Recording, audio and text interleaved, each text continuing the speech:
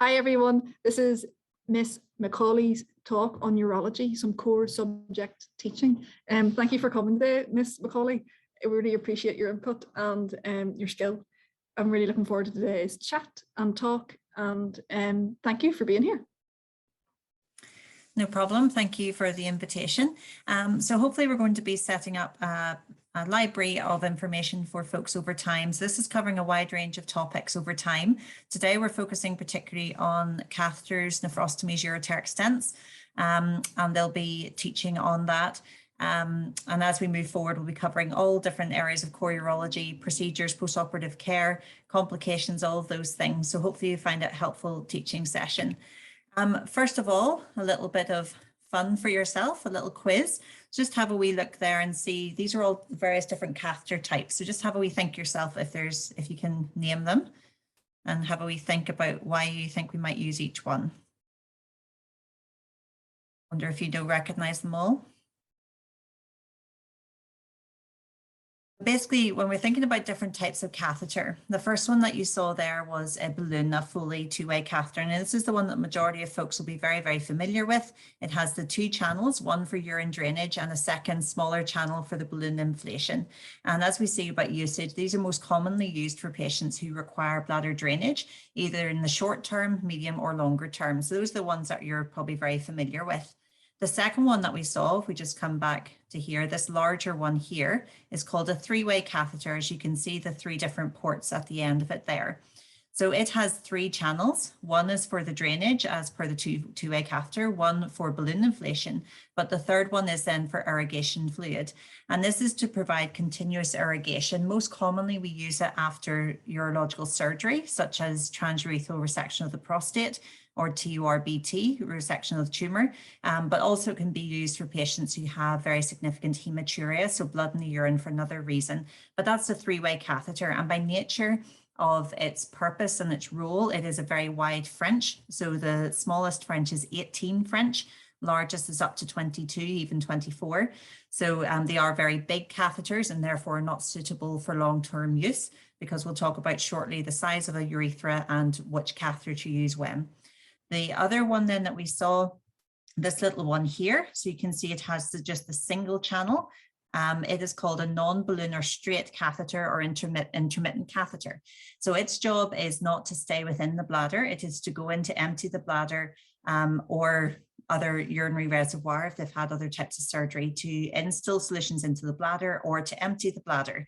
But the idea is that you slide it in, allow it for drainage or insertion, and then remove it again. And just looking at the bottom here, these are the kind of labels that you might see on the catheter type. So PVC, polyvinyl chloride, that's short-term use, 7 days maximum. So that's very much for immediately post-operatively, for example. You just want it for a very short time, otherwise it starts to break down. PTFE is used for medium term, so it's up to 28 days, which is the more common one that you would see on the wards. And then the third one is you're looking at either celastic or silicone catheters. Those are the longer term catheters. So just be sure if you are sending a patient home with a catheter in, that you're ensure it is a long-term catheter, because it's the one that you can safely change in periods of weeks rather than days. So just always make sure that that is clear and documented before discharge. As we mentioned just there briefly, this is a bit of a wordy slide, sorry about that, but product information and size, ultimately which catheter you choose depends on your patient. However, the circumference is measured in charrières, if someone speaks French, and is equivalent to 3 times the diameter. So a 12 French catheter has a diameter of 4 millimeters. So the normal human urethra is approximately 6 millimeters in diameter, so approximately the size of a 16 French catheter. So ultimately, when we are trying to attempt drainage, a 12 French is what's normally used for clear urine when it's being drained. It doesn't put a lot of pressure on the actual urethra itself. However, you may need to consider a bigger French catheter if there's issues with drainage, either due to debris or blood or something like that. But obviously, the larger the catheter, then the increased pain and discomfort, but also pressure on the urethra itself, which can lead to necrosis of the urethra and stricture formation. So you should always be aiming to use the smallest size of catheter necessary to maintain adequate drainage. So if you're putting in 16, 18 French catheters, you're going to run into difficulty longer term if you're leaving them longer term. So again, try and use smallest French possible for safe drainage. A suprapubic catheter is different. Now, the suprapubic catheter itself is the same equipment, so it is just a normal catheter, but it is placed through the suprapubic region. So we have created a channel from the abdomen in onto the bladder, and we've created that tract. Now, normally a suprapubic catheter tract, once it is formed, is solidified, let's say, or matured after about 2 weeks. So if a catheter falls out before a 2-week period, then there is that rush and pressure to get a catheter back in again to try and preserve the tract. However, if it's after 2 weeks, the likelihood is that the tract will be mature and there isn't the same panic that it's going to close over if the catheter comes out. However, because you are deliberately draining through the abdomen with a larger tract, 16 French catheter is usually what we recommend. Also, because the types of patients that are using suprapubic catheters tend to be patients who have mobility issues or neurological issues or disability issues, which means they're more prone to things like debris and stone formation in the bladder anyway. So you want bigger catheters to try and reduce the risk of blockage and bypassing and everything like that. When it comes to catheter length, really, all people just tend to use male catheters, which are 40 to 44 centimeters. The female catheter is shorter, but obviously you need to be careful that you know it is a female catheter in a female, that you don't attempt to put a female catheter in a male, because where you'll inflate the balloon is in the middle of the prostatic urethra. So it is just safer generally to use the longer catheter, which is what most units have, but just be sure to double check that it doesn't say female on it. If you're trying to put it into a male, you could run into significant difficulties if that were to happen.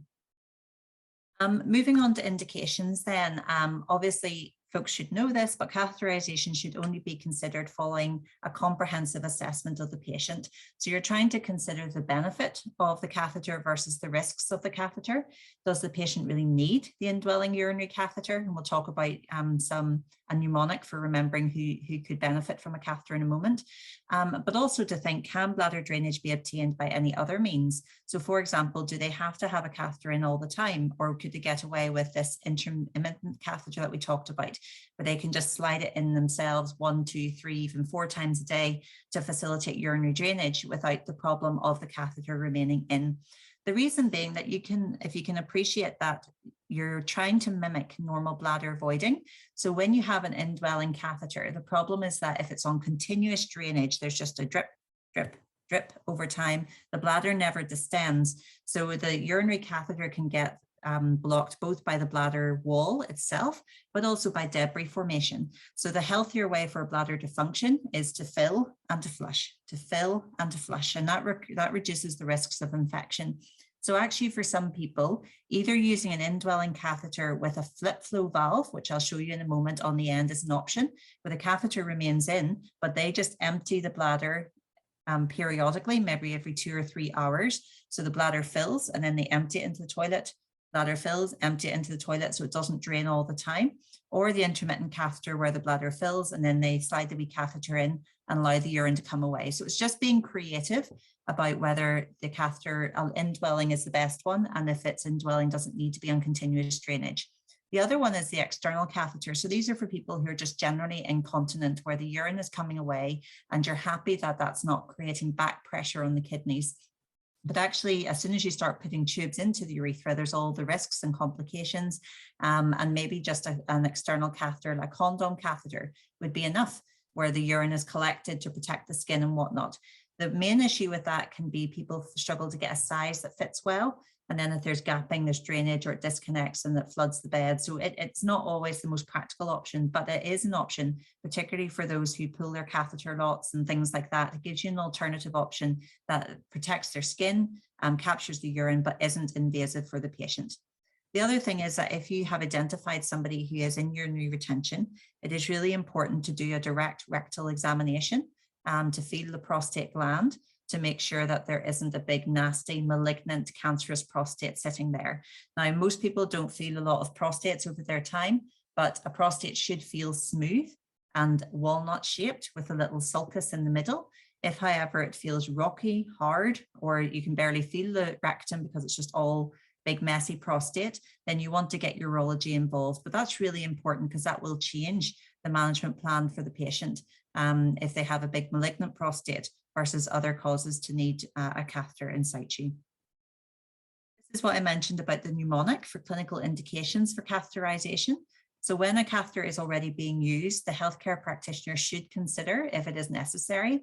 As the patient recovers, can they have it removed? Just always bear that in mind.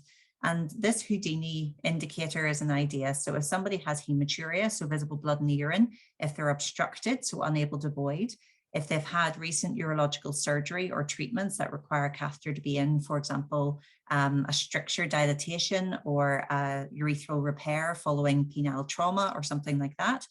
Decubitus ulcers, so if they have open sacral or perineal sores in an incontinent person, and it is to protect their skin and maintain skin integrity. It may be for input and output monitoring before or after surgery, or in the cases of sepsis or an acutely unwell patient. Or it may be not for resus end of care support, where you're just wanting to maintain comfort for the patient in the last stages of life. Or it may be because they've got significant immobility due to physical restraints, and having a catheter in situ is what makes life more comfortable and straightforward for the patient. But that's Houdini is an idea of thinking, are these still features? And if things have settled, can we consider catheter removal if these things are no longer required? A couple of clinical aspects then, because obviously one of the highest risk issues with catheters is recurrent infection. And with that infection can both be symptoms for the patients, but also then complications with the catheter, things like debris formation and blockage. So you can see the picture here that there's 3 main sites through which bacteria may reach the bladder of a patient with an indwelling catheter.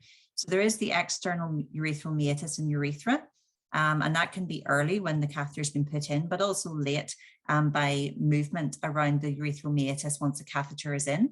Also then the junction between the catheter and the drainage tube, or at the bottom of the drainage bag. Okay, so those are 3 sites where infection is most likely to enter. So what can we do to try and prevent that? So obviously throughout aseptic technique, when you're catheterizing, trying to keep that periurethral area clean and dry, and especially when the catheter is in, trying to keep it clean and dry. Sometimes people can start trying to use Instillagel and things like that to try and help at the meatal tip or at the urethral meatus to improve comfort levels. That can be helpful, but it also increases infection because you're creating this moist environment for bacteria to colonize the urethra and the catheter. So ideally, you want to keep that periurethral area clean and dry. Also, what we're maybe not very good at is securing the catheter appropriately to prevent movement in the urethra. Again, that's just to do with that capillary exposure when movement of the urethra causes trauma. So things like just using tape or using leg bags or whatever way you can secure the catheter to try and prevent movement will both reduce infection, but also reduce discomfort for the patient and reduce some of the complications that you've maybe seen. Things like causing a hypospadias, so traumatic hypospadias, where the pressure from the catheter causes the urethra to necrose and open up, and you start to see a splay. Now, the patient themselves, that will be uncomfortable, but it also increases their risk of infection in males in particular, because then the urethral length gets shorter and it's easier for bacteria to move into the bladder. Obviously, things like after fecal incontinence, you want to clean the perineum as soon as possible. But a key thing is actually just maintaining unobstructed urine flow and ensuring that the catheter and drainage bag tubing are free of kinks. It's amazing how often people get the catheter bag either stuck behind their leg or caught in a bed frame or caught in a mechanism in the bed. And that can be a reason that infection starts, because you just have this backflow of urine within the catheter. Ultimately, do not disconnect the catheter or closed drainage bag unless necessary. Frequent fidgeting with the catheters is also a high risk reason for infection to be formed. So if you are needing a sample of urine from the catheter, we'll talk through shortly how to do that, but it should be obtained from the sampling port using an aseptic technique, not just disconnecting the bag as and when you feel like it. So a couple of other things, again, just about prevention. So to prevent the reflux from the bag into the catheter itself, keep the drainage bag below bladder level. So it shouldn't be lying on the bed with the patient. It should be hanging on the side of a bed or in a tray, and always keep it less than 2/3 full. If it gets fuller than that, there is a risk of reflux. Keep the catheter and collecting tube free from kinking. Don't be holding the bag upside down when you're trying to get samples and everything else. Just keep it all in the right position. The drainage bag should never touch the floor. There should always be a stand being used or the side of the bed. When it comes to emptying the bag, again, empty it when 2/3 full. Use a separate disinfected jug and try and not touch the parts. So not putting the bag spigot onto the collecting jug. You want to keep them separate and draining so that you're not contaminating any part of it. And some people historically have then put antiseptic fluid into the urinary bag after emptying, but actually all that does is cause a force and actually causes then backtracking of infected urine up the catheter. So don't be doing that. Also appropriate hand hygiene and gloves before and after contact, just at all points to reduce points of infection. Normally for a patient, you'll be changing the bag every 5 to 7 days. And that's what you would recommend to the patient if they're self-caring with their catheter, or to the district nurse or whoever is caring for them. But you may change the bag more frequently if it's either discolored, contains obvious sediment, smells offensive, or if the bag itself is damaged. And when you are changing, again, aseptic technique and try to minimize contact with the key components of the setup. This is actually how to obtain a CSU. In general, sending a urine sample from a catheter will be contaminated. It will have mixed growth. So there's no point in sending it unless there's a clinical indication too. So for example, if they're about to undergo urological surgery, where we need their urinary tract to be as clean as possible, or if they are symptomatic from a urinary tract infection, but sending random samples is going to be positive and will just give lots of false positives and give antibiotics that may not be indicated. So only take from a catheter if it's necessary. How you take it then is you don't just disconnect the bag and suck urine out. There is this sample port. And the majority of the ones that we have in the Southern Trust certainly are ones that you use a little needle into. So you disinfect the port on the drainage bag with a alcohol wipe. You then use a sterile needle and syringe and you pop it in and then aspirate the urine, send it in a sterile urine container for microbiology to process. And then you should record that it is a CSU specimen and which antibiotics are being received, because that will change how they interpret the sensitivities and what antibiotics then the patient would receive. Looking just then briefly at product information with regards to bags and valves, this should all be fairly familiar, but this is a little leg bag. So it's got a very short tube and it has a low volume, and the patient then can empty it periodically into the toilet as they need to. This is often the bag that is also put on the end of a nephrostomy tube. This bag is a urometer, so you would normally see this one, an overnight bag. I've put those the wrong way around. This one's an overnight bag, so it's just much bigger capacity. And again, for the patient, that can just give them that wee bit more autonomy overnight, not getting up and down, needing to change the catheter. However, be aware that the patient needs to be well informed about how to do that safely to not introduce infection into their urinary tract. This then is a urometer, which is the one that you'll be familiar with from the hospital, where you're trying to measure the volume that comes per hour and then can decant that into a larger bag to get a longer period of time, a calculation of the urine output. And this is the flip flow valve that I was describing to you. So here you can see the spigot that goes straight into the catheter. And then this is the little valve that you just flip down to allow the urine to pour out and flip back up again to close off. This can be a big, big help, especially for younger men, for example, who don't want a bag, but need a catheter, maybe awaiting outlet surgery of their bladder. And this can be a way of them, again, maintaining normal bladder function where they get a fill and an empty, reduces infection, improves comfort, and also stops them having a bag on all the time. It does mean overnight, though, that they can change this flip flow valve onto a night bag if that helps them overnight. But during the day, this can be a very useful thing, and you should actively seek this out for patients to use to reduce infection and improve quality of life if a catheter is required. With regards to discharge advice, patients should be given written advice on how to manage their catheter at home and taught when they're on the ward about how to do it all cleanly and carefully. Should be given a take-home catheter pack, which tends to have a spare drainage bag and overnight bags for their use. And routinely, patients need to be referred to community nursing teams for ongoing support and follow-up. Every person with a catheter does not come to urology. Community nursing teams and continence teams are there and funded to support people with care of catheters in the community. And it's important to utilise them for follow-up and support for the patients and for them getting the equipment that they need. And patients should ultimately also be informed about the plans for catheter change, so how long, and to instigate asking for help if they haven't had it changed in the time frame that they should have, but also if there's plans for removal. We'll just talk briefly here then about trial removals of catheters and about when we should be offering that. So the aim is to establish if voiding is possible and therefore prevent the unnecessary continued catheter use. So what you're trying to look at is, are they emptying their bladder well after an operation? Or if it's after they've had an acute urinary retention and they've been given an intervention, such as an alpha blocker, something like tamsulosin, to see if that then is facilitating drainage of the bladder. If it is chronic retention, to what degree will it happen again following catheter removal? And if it is a suprapubic catheter is present, there's different ways of doing it, but you can also do trial removals of suprapubic catheters as well. But the key thing is remembering that the patient is, if they're a chronic retainer of urine, your volumes and what you're comfortable with will be different based on each patient, but we'll give some kind of rough guidelines now. So things to consider if you're going to take the catheter out: is the patient well enough for a troch? So for example, taking a catheter out when they're still a bit drowsy after their anesthetic or acutely unwell means that they're likely to fail and have the trauma of a reinsertion when it's unnecessary. So make sure the patient is well and ready. Removal of catheter. Will the patient be able to make it to the toilet even if you take the catheter out? So what other things do you need to put the benefit from from urinals at the bedside, so that once the catheter's out, they can still self-void the toilet? Or is there a concern that there is falls and confusion as a contributing factor? Again, is that the time to take the catheter out?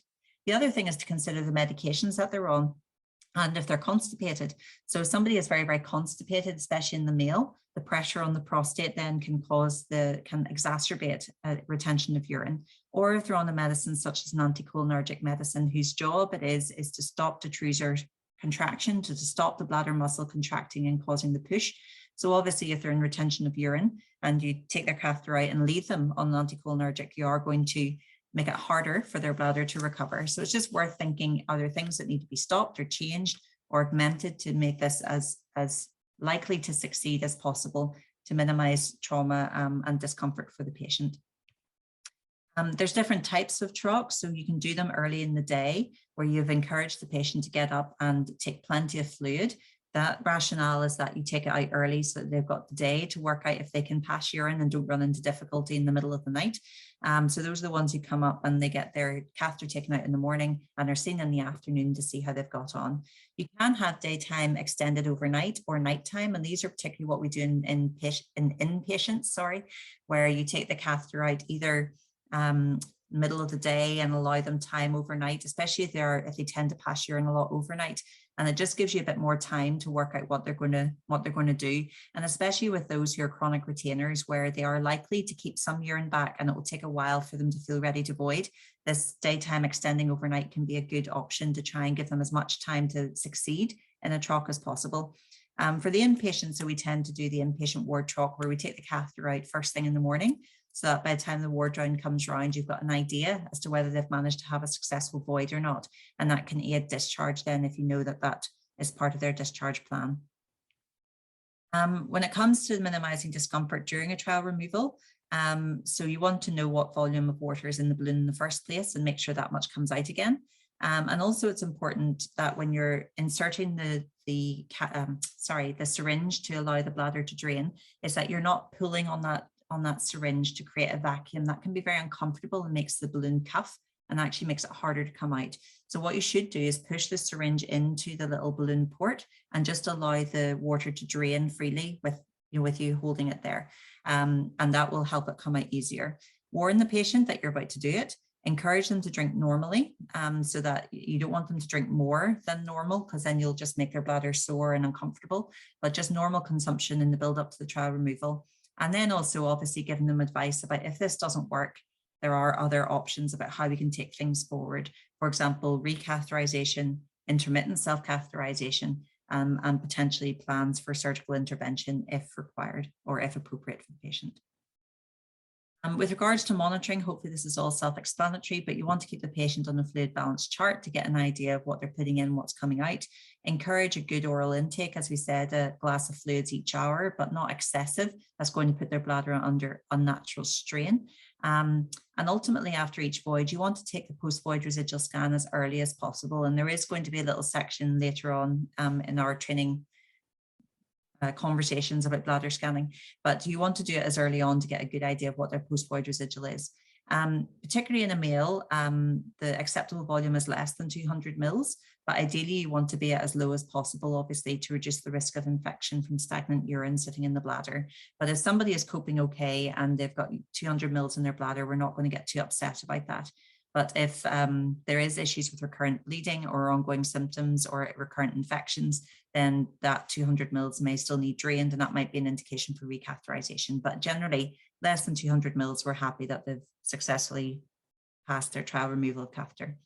If, however, the patient is uncomfortable and can't pass urine, it's an indication to confirm that it didn't work and that you need to consider either clean intermittent self-catheterization or inserting a catheter again, a self-retaining catheter. As I mentioned earlier, the community nursing teams are absolutely critical, and a lot of medical patients, if you've done your DRE and know that there's no malignant prostate, they don't need referral to urology. You can refer them to community nursing teams for trial removal of catheter and for ongoing catheter support. And the nursing staff will know that this is through the access information at the Southern Trust, and they then see the patient as an outpatient. For the continence team themselves, the patient must be mobile and able to transfer with minimal assistance to be suitable for that continence team support. If they are housebound patients with long-term catheters, and it's district nursing, you need involved to support their catheter in the community. And as I mentioned, urology referrals only needed if the patient is post-urological surgery or require urology review because you found an abnormal DRE or something like that. Just quickly to mention then some little areas of concern. So paraphimosis, this is where the tight prepuce, so the tight foreskin, that can be either congenital, so the patient has never had their foreskin stretch as they've gone into puberty, or when they're older, skin conditions like BXO, which is a type of lichen sclerosis, an inflammatory skin condition of the penis, higher risk in diabetics, and the older you get. It causes scarring down of the foreskin, and that can create then this tight band. And if that gets pulled back over the head of the penis, the glands, then that can strangulate the glands of the penis. And this does become a surgical emergency. Now, in younger people, this can happen because when they're at home, maybe during intercourse or masturbation, and they present very, very late.